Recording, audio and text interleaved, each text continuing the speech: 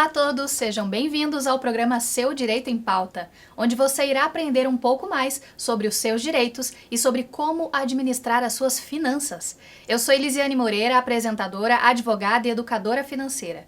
E hoje recebo aqui em nosso estúdio Fernando Schumack, que é advogado da área civil e empresarial. Também é professor, cientista político, escritor e palestrante, para conversarmos mais sobre o direito eleitoral. Seja bem-vindo, doutor Fernando, é um prazer tê-lo aqui conosco. O prazer é todo meu, é uma alegria imensa estar aqui com vocês, com toda a equipe.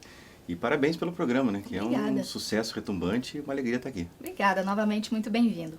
Bom, gostaria de começar perguntando quais são as atribuições de um vereador e quais são os outros cargos que estão em disputa e suas funções. Bom, existe uma máxima, né? A eleição é de 4 em 4 anos. E não é verdade, né? Nós temos eleições de 2 em 2 anos. E o que eu acho até legal, porque a cada 2 anos a gente pratica a democracia, né? Se não 4 em 4 anos, talvez ficasse muito distante. Nós já não somos um país que pratica muito a democracia. Se a gente comparar, por exemplo, com os Estados Unidos, que elegem presidente do Detran, Sim. elegem juiz, elegem procurador-geral, eles elegem tudo. A cada eleição, parece que eles têm apenas os que vão ser eleitos ali, não, mas tem várias eleições acontecendo. Eleição de conselho tutelar. Aqui a gente até elege, mas a gente participa pouco. Né? Quem está vendo a gente, por algum acaso, você já foi a alguma eleição do conselheiro tutelar da tua região?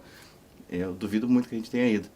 Mas, enfim, de 2 em 2 anos a gente elege, de 4 em 4 anos, o prefeito e os vereadores, né? Que são os cargos que estão à disputa nesse pleito eleitoral. O prefeito responsável pelo executivo, que muitas vezes é quem fica com a, digamos assim, a batata quente na mão, né? Porque não acontece nada ou acontece muito, é o prefeito que se sobressai, mas ele tem a companhia que pode ser muito boa e salutar dos representantes do povo, que são os vereadores, que ficam na Câmara Municipal. São 38 vereadores aqui em Curitiba, e cada um, enfim, com a sua bandeira, com a sua representatividade. Eles foram eleitos para representar o povo que votaram neles.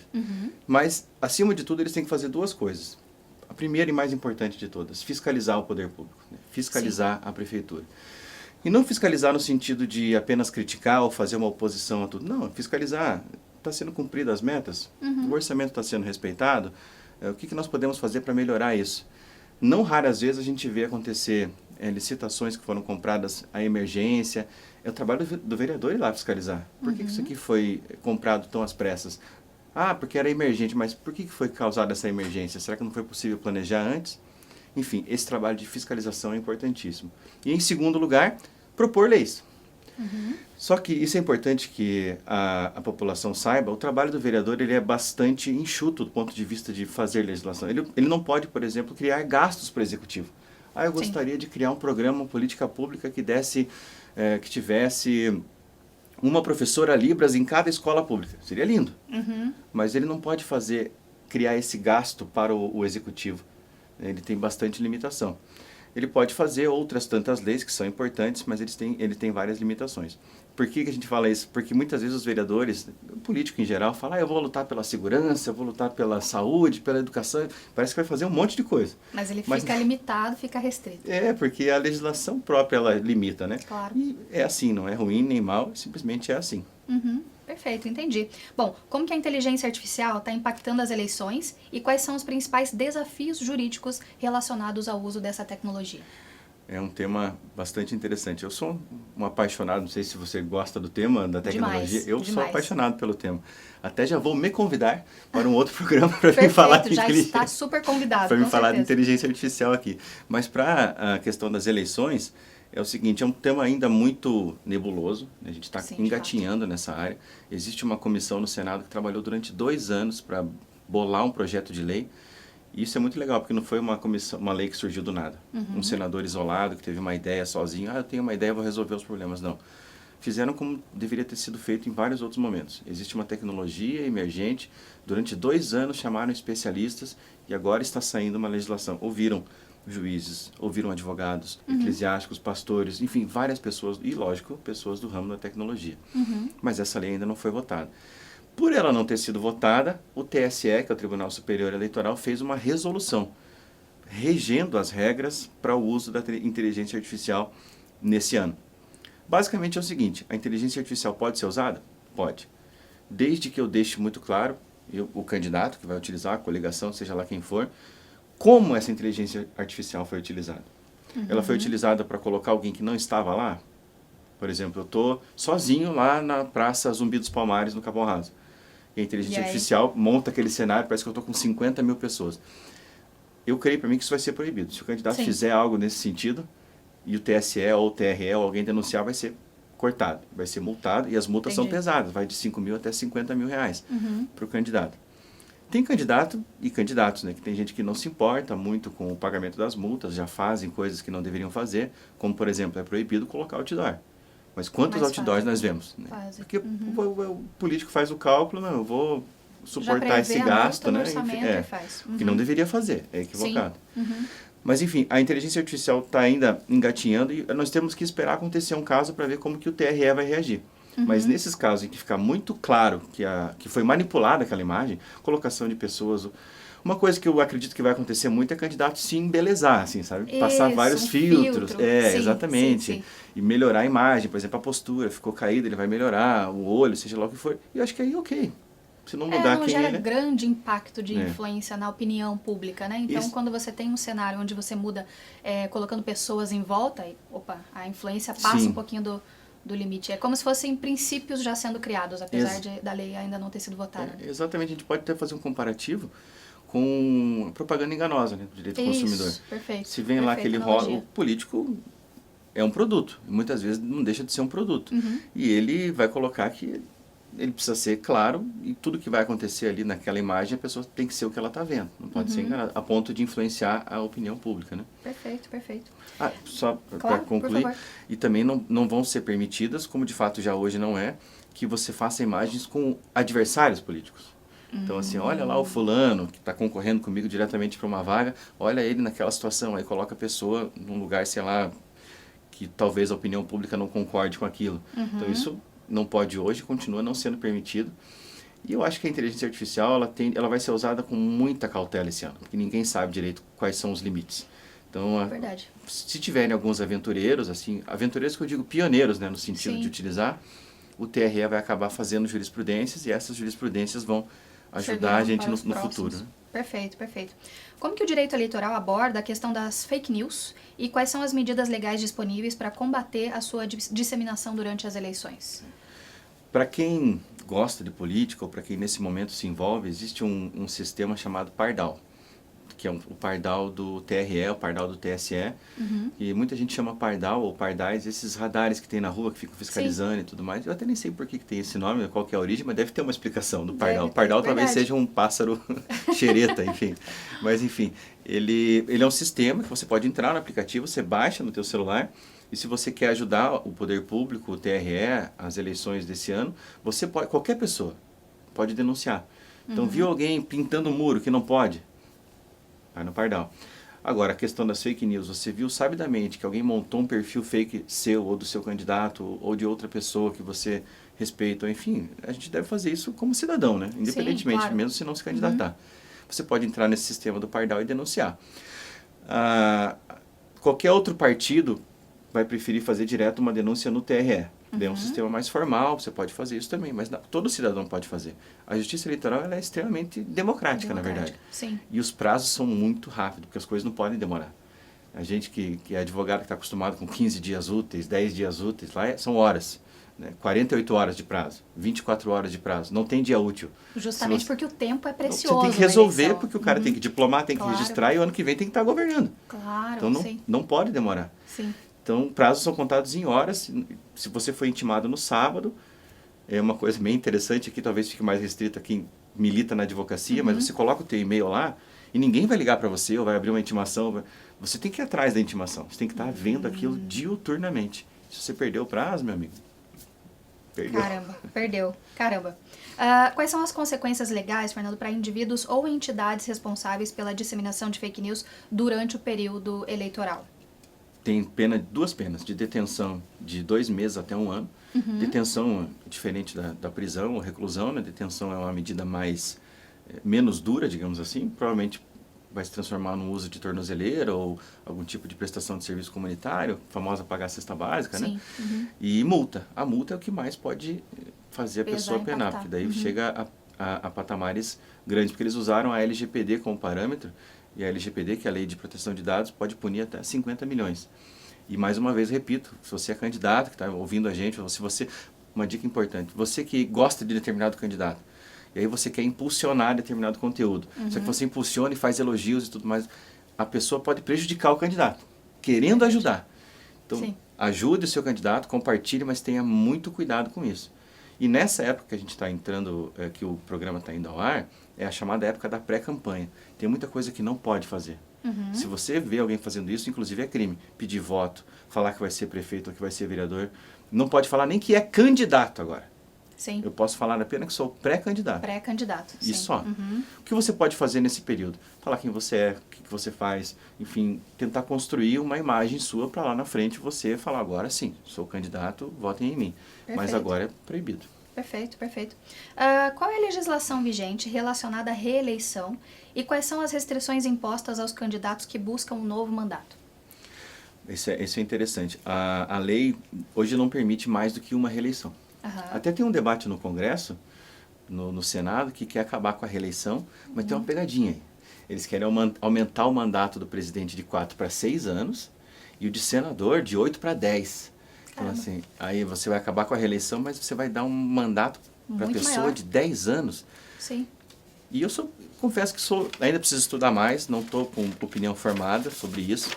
Mas se você me perguntasse hoje se eu sou a favor do final da reeleição, eu sou contra. Porque acho que se for para aumentar um mandato de 6 anos e 10 anos para senador, Melhor é que muita seja coisa. reeleito, talvez, Melhor que seja reeleito. reavaliado. Porque o que é a eleição, Elisiane, se não um grande RH? É isso, O momento que o avaliação. político passa pelo RH. Bom, vamos ver o que o senhor fez aqui Exato. durante 4 anos. Perfeito. E 10 anos, gente. Nasce gente, morre gente, acontecem catástrofes e a pessoa fica lá. Ah, mas Sim. ele pode ser punido, ele pode ser empichado, ele pode sofrer processo. Mas aí a gente sabe que é bem difícil, né? Então vamos pegar um exemplo aqui, uma pessoa que já é candidata, ela já é prefeito ou já é vereador. Tá. Ele não pode usar a máquina. O que seria usar a máquina? Eu pegar a prefeitura, que não é do prefeito, que não é de nenhuma pessoa, é do cidadão. Pública, É claro. pública, não é de ninguém e é de todos ao mesmo tempo. Ele não pode usar a prefeitura para fazer propaganda para ele. Pra ele. Então ele não pode sair por aí. A partir de junho, por exemplo, é proibido. Inclusive, ele vai ser multado se ele sair por aí inaugurando obra ou inaugurando pedra fundamental. Não tem nada, não tem nem orçamento, não tem licitação, não tem nada contratado, mas eu quero inaugurar a pedra Agora... fundamental. E ele vai lá e inaugura. Isso acontece muito. Não pode. Sim. Ficar dando prêmio para todo mundo. Eu quero chamar o fulano de tal, que é famosíssimo, influencer, para dar um cidadão honorário de Curitiba. Ele está fazendo isso porque daqui a pouco vai ter se promover, é inevitável. Então isso é proibido também. Não, perfeito. Muito legal a gente saber um pouco mais sobre esse assunto. Está super em alta, é isso. Esse ano vai acontecer. A nossa conversa está muito boa. A repórter Isabelle Almeida tem informações e dados muito interessantes sobre esse assunto e já é no próximo bloco. O programa Seu Direito em Pauta volta já.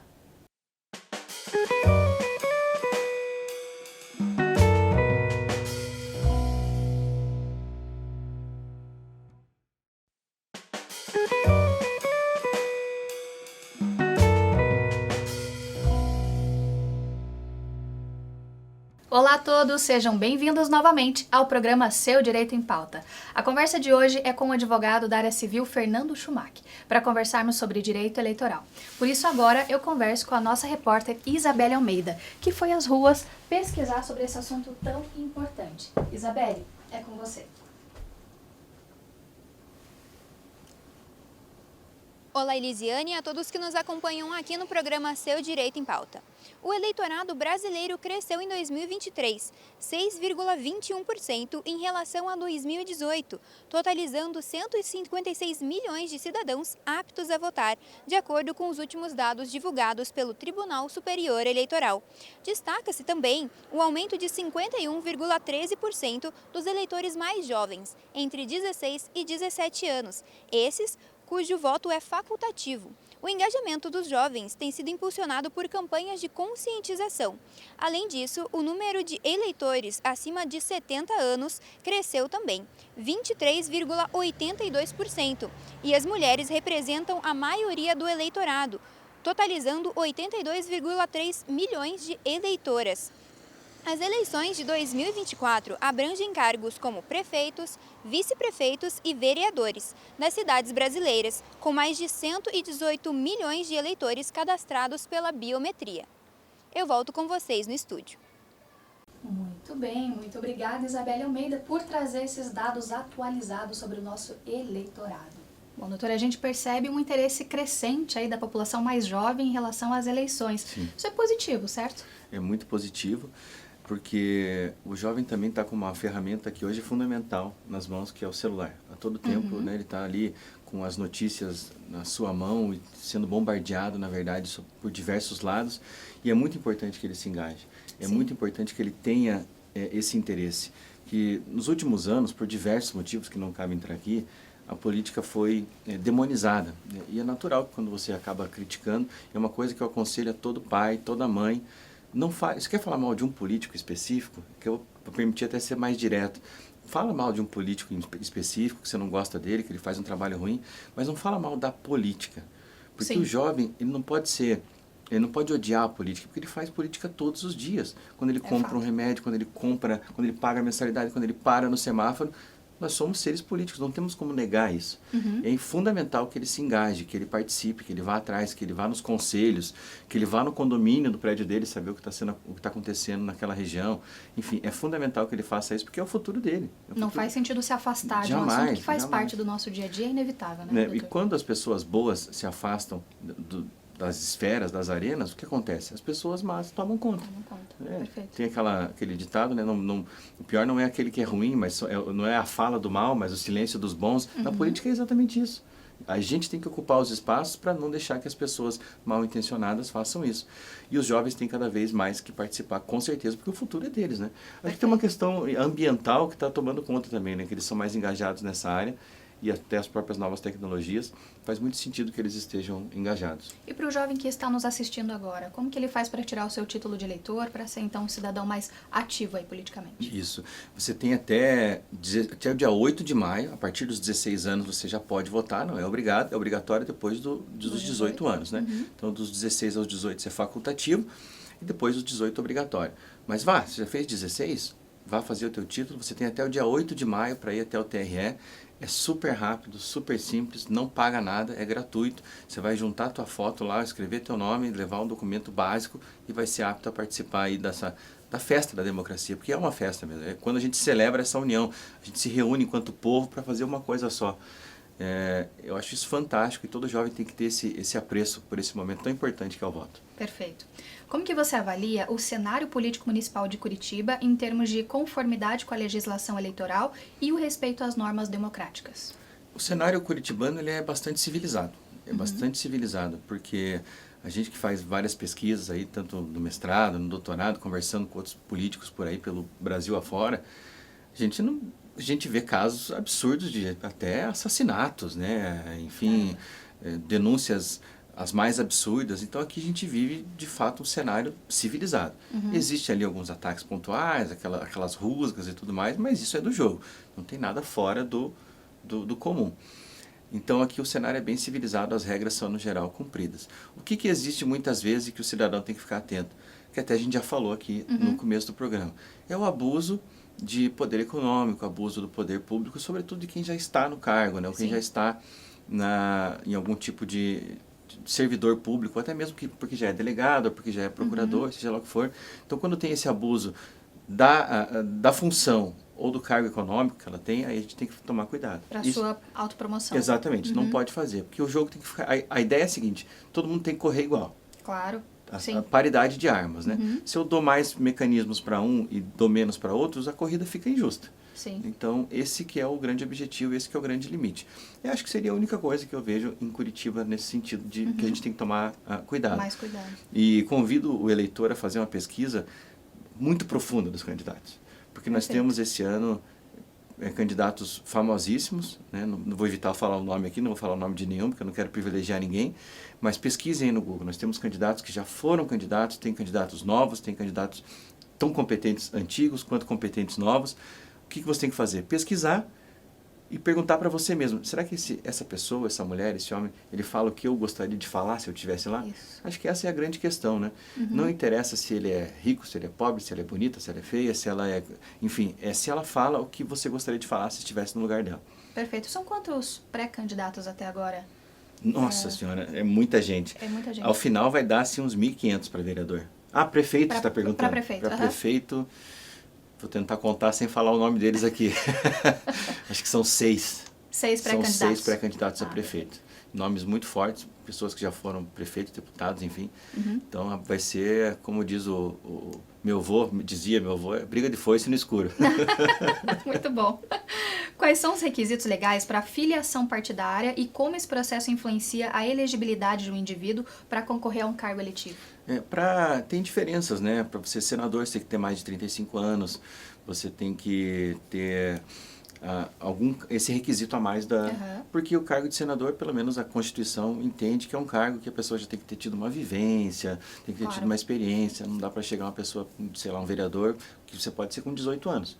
Basicamente, você tem que ter cidadão brasileiro, naturalizado, pode ser naturalizado, você tem que ser maior de 18 anos, você tem que estar... como fazer um concurso público. Você que já fez um checklist para concurso público, são os mesmos checklists. Tem que estar em dia com a legislação eleitoral, tem que estar aqui com o serviço militar para os homens, não pode estar com a chamada lei da ficha limpa, que foi, aliás, uma lei de iniciativa popular. Isso é muito, muito legal. Muito positivo mesmo. Porque a gente estava falando dos jovens, né? Sim. Você, jovem, se quiser fazer uma legislação, você não precisa nem falar com o vereador se você não quiser. Você vai precisar desse apoio no futuro, mas você pode fazer um projeto de lei de iniciativa popular correndo atrás de assinaturas, isso é muito importante. Então, basicamente, são esses os requisitos. Perfeito, perfeito. Quais são os procedimentos legais para a correção de título de eleitor e qual é a importância desse processo para a participação democrática nas eleições? Ela vai votar, quer votar, chega na hora, está impedida, não viu antes, como que ela consulta e resolve Tem isso? várias situações. Primeira coisa, ou você vai no TRE, ou você baixa o e-título, e-título lá no teu Google Drive ou no seu... Agora me esqueci do nome no Apple Store. No Apple Store. Sim. Para você baixar o título de eleitor e lá você tem todas as informações.